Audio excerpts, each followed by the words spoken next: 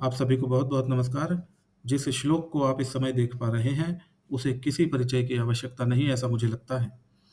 ये त्वमेव माता च पिता त्वमेव बन्धुश्च सखा त्वमेव विद्या द्रविणं त्वमेव सर्वं मम देव देव। ये जो श्लोक है, ये सभी ने कभी न कभी सुना होगा या पढ़ा होगा।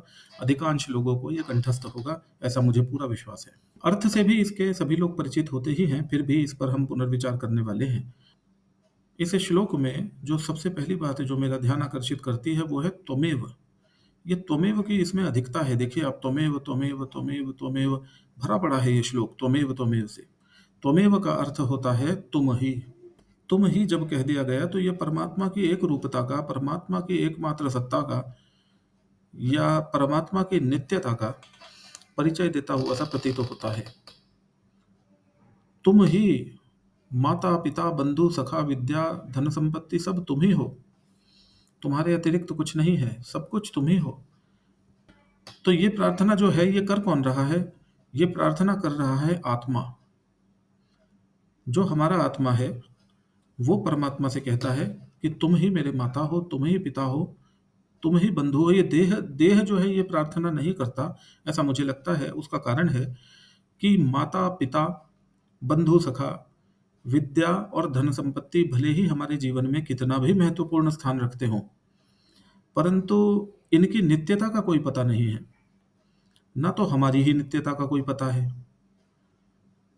हमारे भी जीवन का कोई ठिकाना नहीं है, हमारे भी देह का कोई ठिकाना नहीं है। ये सब कुछ देह से जुड़ा है और देह कब चली जाए, देह कब छोड़नी पड़े, कौन जानता है। तो मुझे ऐसा लगता है कि ये अनित्य का अनित्य से, यानी कि आत्मा का परमात्मा से स्तुति करने का एक प्रकार है। हम अपने आत्म रूप में स्थित होकर उस परमात्मा से संपर्क साधने का प्रयास करते हैं, उसके प्रति समर्पण का भाव दिखाते हैं और कहते हैं कि तुम ही मेरे माता हो, तुम ही पिता हो। बंधु सखा, जो भी विद्या जो मैं अपने जीवन यापन के लिए जिसका प्रयोग करता हूँ, जिसका उपयोग करता हूँ, जो मैंने सीखा है, जो धन संपत्ति मैं अर्जित कर पाता हूँ, वो सब हे परमात्मा, और उसके अतिरिक्त भी सब कुछ मेरे परमात्मा तुम ही हो। देव देव, ये देव देव जो शब्द है ये परमात्मा मैंने इसका अर्थ इसलिए लिया है क्योंकि देव देव का अर्थ हुआ देवों के देव। जो देवों के देव हो, यानी कि जो देवों को भी दिव्यता प्रदान करने वाले हों, जिनके कारण देव देव कहलाते हों, वो परमात्मा के अतिरिक्त अन्य कौन हो सकता है। इसलिए मैंने इसका अर्थ परमात्मा के अर्थ में लिया है। इस शरीर से परे जो हमारा आत्म रूप है, उससे उसमें स्थित होने का प्रयास करते हुए हम उस परमात्मा से अपना समर्पण भाव दिखा रहे हैं। ऐसा इस स्तुति के माध्यम से कुछ भाव आता है, ऐसा मुझे लगता है।